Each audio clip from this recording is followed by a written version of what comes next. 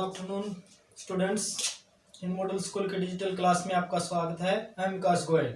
आज हम देखेंगे कि हमारा जो एसएस है उसका पॉलिटिकल का एक टॉपिक देखेंगे हम। बहुत ही कॉमन टॉपिक है ये, तो ये 6th to +2 क्लास सभी के काम आएगा। इसमें कुछ महत्वपूर्ण जो हमारी पालिका है उनके बारे में बताया गया। फर्स्ट हमारी विधायिका, सेकंड हमारी कार्यपालिका और थर्ड हमारी न्यायपालिका। विधायिका क्या करती है? विधायिका कानून बनाती है। विधायिका कानून बनाने का काम करती है, विधेयक करती है। और कार्यपालिका उसको लागू करती है। कार्यपालिका उसको लागू करती है। और जो न्यायपालिका है वो अगर लागू करने में कोई समस्या आ जाती है या कोई और कुछ कठिनाई आती है तो उसमें क्या करती है? वो उसका न्याय करती है। वो उस समस्या का प्रॉब्लम को दूर करती है। इस प्रकार फिर इनके अलग अलग कार्य हैं। वो कार्य आज हमें डिटेल से पढ़ेंगे। पहला जो विधायिका का है वो कानून बनाने के बाद इसमें इसके जो अंग होते हैं वो कितने होते हैं? 2 होते हैं। एक तो केंद्र होता है और एक राज्य होता है। केंद्र के फिर 2 पार्ट हैं। केंद्र में क्या आता है? संसद आता है। संसद के फिर से 2 पार्ट है। एक तो है लोकसभा और दूसरी है राज्यसभा। इसमें जो लोकसभा होती है वो निम्न सभा होती है और राज्यसभा होती है वो उच्च सभा होती है। जो लोकसभा और राज्यसभा दोनों में क्या चुने जाते हैं? संसद चुने जाते हैं। MP member of parliament. जो लोकसभा के मेंबर होते हैं वो जनता के द्वारा चुने जाते हैं प्रत्यक्ष रूप से, और राज्यसभा के जो एमपी है वो अप्रत्यक्ष रूप से चुने जाते हैं। जो हमारे जो राज्यों के विधायक हैं उनके द्वारा, सभी के द्वारा मिलके वे चुने जाते हैं। फिर इसके बाद जो राज्य आता है, इसमें राज्य के भी इसी प्रकार अलग अलग क्रम वाइज मंडल हैं। जैसे विधान मंडल है, राज्य में विधान मंडल है। केंद्र में संसद, उस प्रकार राज्य में है विधान मंडल। विधान मंडल फिर 2 भागों में होता है। एक तो विधानसभा होती है और एक होती है विधान परिषद। विधानसभा लेजिस्लेटिव असेंबली और विधान परिषद लेजिस्लेटिव काउंसिल।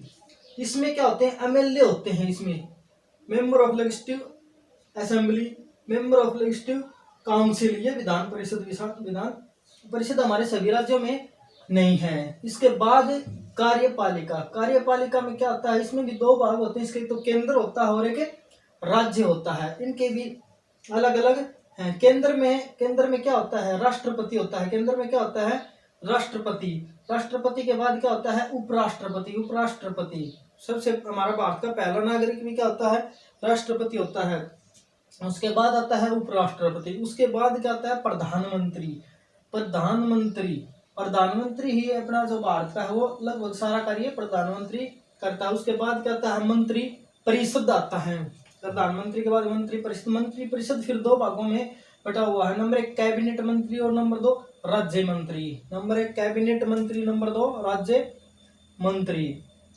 फिर ये कार्य प्रणाली है। कार्य प्रणाली 2 तरह की होती है, तो स्थायी होती है और एक अस्थायी होती है। स्थायी में क्या आते हैं? हमारे अधिकारी आते हैं जो आईएएस हैं, वो आईपीएस हैं। ये इनकी जो रिटायरमेंट उम्र है वो फिक्स होती है 62 या 65 ईयर्स।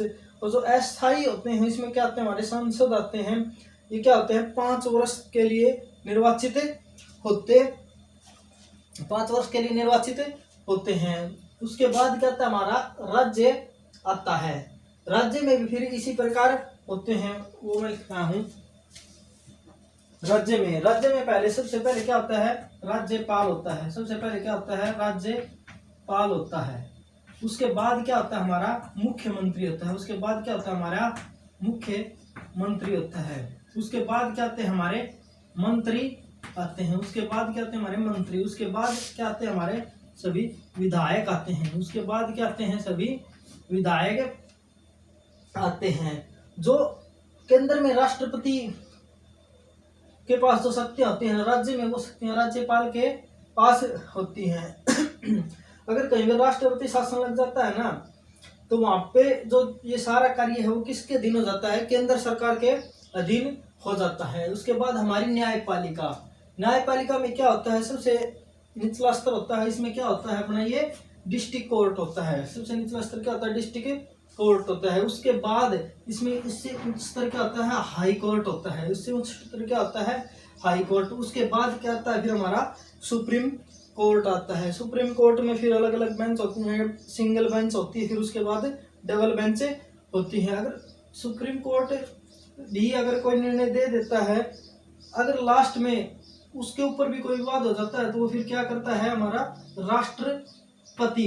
जैसे किसी को मृत्युदंड दे दिया डिस्ट्रिक्ट कोर्ट ने, उसके बाद हाई कोर्ट ने, सुप्रीम कोर्ट ने, लेकिन फिर भी अगर कोई अपील करना चाहता है तो वो शक्ति किसके पास है, उस मृत्युदंड को अक्षमा याचना कौन कर सकते हैं, हमारे राष्ट्रपति कर सकते हैं। तो ये एक छोटा सा टॉपिक था, बहुत इंपॉर्टेंट टॉपिक था। विधायिका क्या होती है, कार्यपालिका क्या होती है, न्यायपालिका क्या होती है, इसको हमने सबको डिटेल से पढ़ा है।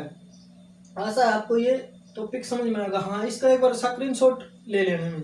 स्क्रीनशॉट से क्या है कि तुम कॉपी में बार बार लिख के देखोगे ना तो अपने आप तुम्हें पता चल जाएगा। अभी इसमें फिर आगे हम बताएंगे इनमें इसकी किस चीज की कार्य कितना होता है, किसका कार्य कितना होता है। Thank you.